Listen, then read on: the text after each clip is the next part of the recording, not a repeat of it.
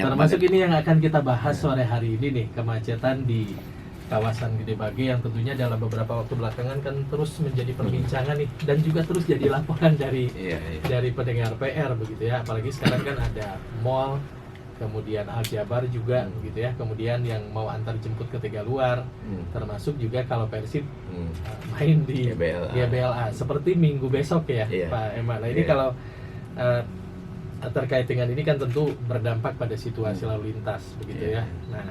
Nah kalau kita melihat nih Pak Emma, pada siang hari itu kan jumlah warga yang beraktivitas di Kota Bandung itu kurang lebih mencapai 5 juta orang. Nah sementara pada malam hari itu warga Bandung ada di angka kurang lebih 2,5 juta setengahnya. Nah sehingga tentu terjadi penumpukan kendaraan yang tidak terhindarkan. Nah melihat kondisi ini, bagaimana nih Pak Emma cara Pemkot Bandung meminimalisir lah gitu ya adanya kemacetan secara umum di Kota Bandung akibat adanya aktivitas sehari-hari yang tidak terhindarkan. Mangga Pak Emma. Ya, terima kasih penyiar dan juga para pemirsa di PRFM 107,5 FM. Secara faktual memang daya tarik Kota Bandung ini kami rasakan luar biasa. Ya tentunya dari dimensi yang harus positif ini adalah keberkahan ya, bahwa kota ini masih menjadi tujuan.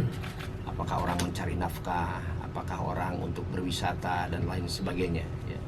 Tapi di satu sisi memang aksesibilitas yang ideal di Kota Bandung tentunya sama-sama bisa kita rasakan dan masyarakat bisa menilai bahwa ini dari sisi kecepatan mungkin sangat jauh berbeda.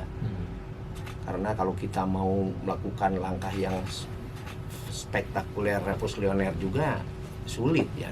Jalan di Bandung ini kan faktanya seperti ini. Yang namanya proses pelebaran dan lain sebagainya sesuatu yang sangat tidak mungkin. Pada saat jalan ini dinaikkan juga kan di Bandung banyak rambu-rambunya. Ada gedung bangunan cagar budaya lah dan lain sebagainya. Apalagi para pakar semua kumpul di Bandung. Dan tidak selalu pandangan itu sama. Nah ini terkadang kita juga lama bagaimana menyamakan satu persepsi untuk bisa memecahkan dengan tentunya secara umum bisa memuaskan masyarakat secara lebih luas. Tapi itu jujur sangat tidak mudah, mohon maaf, tidak mudah. Nah, di Bandung pun kan sekarang alasan klasik orang sudah banyak memberikan masukan dan kita juga paham tentang itu. Seharusnya Bandung ini bagaimana merubah dari public transport yang ada. Ya, idealnya kan bagaimana kita menyiapkan public transport yang nyaman, aman, dan lain sebagainya. Bahkan mimpi besar kita kan nanti angkot itu sudah tidak ada di Kota Bandung karena sudah tergantikan. Itu ada dari sisi kebijakan, istilah kita ini transformasi transportasi. Dan kita sudah hitung bagaimana mereka menjadi bagian dari transformasi itu sendiri. Jadi supir angkotnya tidak hilang pekerjaan, tetapi mereka menjadi bagian dari yang berhijrah dari angkot kepada transportasi yang jauh lebih baik, lebih nyaman. Ya, tapi ini pun kan dari sisi kesepakatan kebijakan tidak mulus juga. Kita dengan Dewan pun ternyata belum clear banget. Tetapi saya yakin ini tidak akan terlalu lama, bahwa ini tetap harus kita dorong. Nah di satu sisi memang mohon maaf ya, fakta di lapangan banyak juga kan yang menjadi kontribusi dalam tanda petik yang tidak menunjang kepada aspek kelancaran lalu lintas di Kota Bandung. Contoh parkir liar ya, yang menggarap dan yang mengkoordinasikannya juga dalam tanda petik ya, yang seharusnya sepenuhnya itu kan dikendalikan oleh pemerintah, dalam ini oleh Dinas Perhubungan melalui blood parkir. Belum lagi ada aktivitas ekonomi ya. Tentunya kita tidak ada sedikit pun pandangan yang anti ekonomi. Tetapi kan kegiatan ekonomi pun seharusnya berkontribusi untuk bagaimana tetap menghadirkan ketertiban, ya, kelancaran lalu lintas. Tidak sekehendak sudut pandang mereka. Yang penting mereka beraktivitas, masa bodoh dampaknya akan seperti apa. Ini kan tidak perlu saya tekankan. Masyarakat saya yakin sudah paham dengan itu. Ada lagi misalnya bangunan-bangunan liar. Pokoknya banyak hal yang memang cukup berpengaruh juga terhadap timbulnya kemacetan yang ada di Kota Bandung.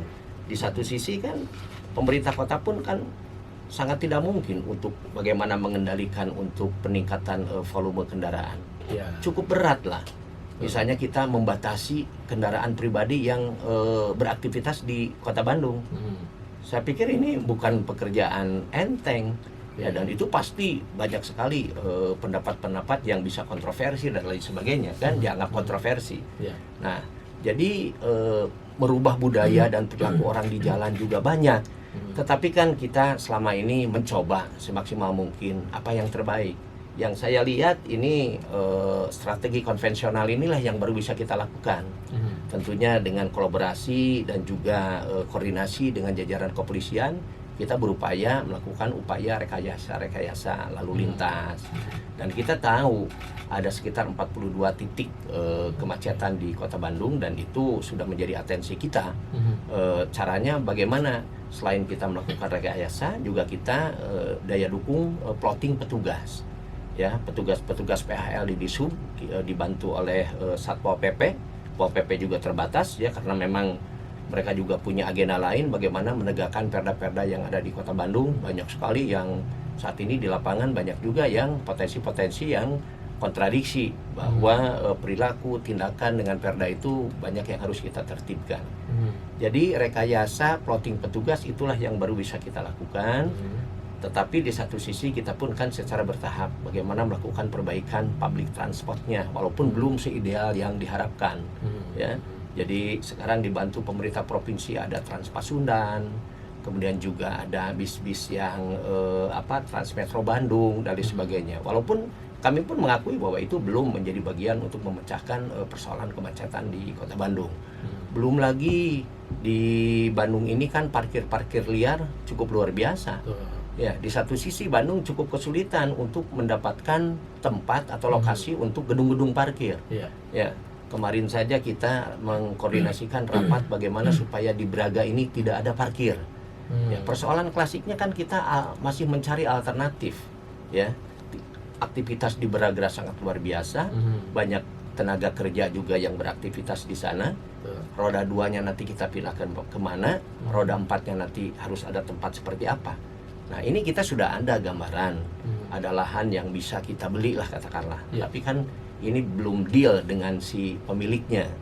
Nah, mudah-mudahan ke depan kalau ini memang sudah benar-benar bisa dimiliki pemerintah kota, mungkin itu disegerakan untuk segera dibuatkan gedung parkir, sehingga siapapun juga yang beraktivitas di kawasan Cikapundung dan juga di Jalan Braga itu nanti semua masuk di gedung parkir yang kita siapkan.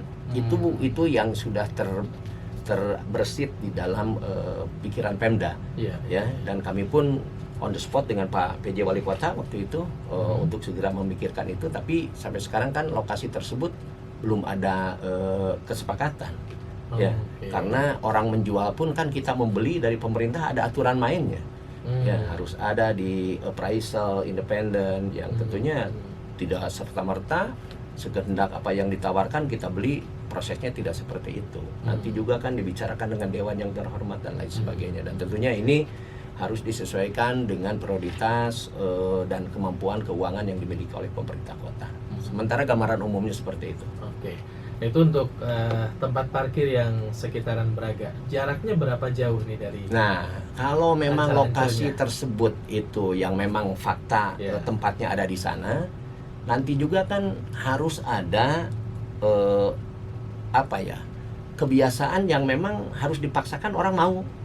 Karena ada proses berjalan. Ya, betul. Nah, karakter masyarakat di kita itu kan inginnya parkir di sana, turun di sana, gitu ya. Istilah Sunda mah langsung celek ya. Lamun naik angkot juga hoyong tigolodogna gitu kan. Nah, betul, ini kan ini PR juga nanti ke depan ya.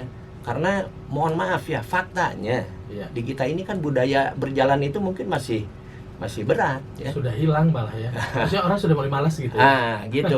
Saya tidak ingin bicara seperti itu, takut masyarakat tersinggung gitu kan. Nah, tapi faktanya kan inginnya seperti itu, mudah, begitu datang, parkir di sana, turun di sana gitu kan. Kemudian nanti balik lagi ke sana. Pokoknya jangan riweuh lah.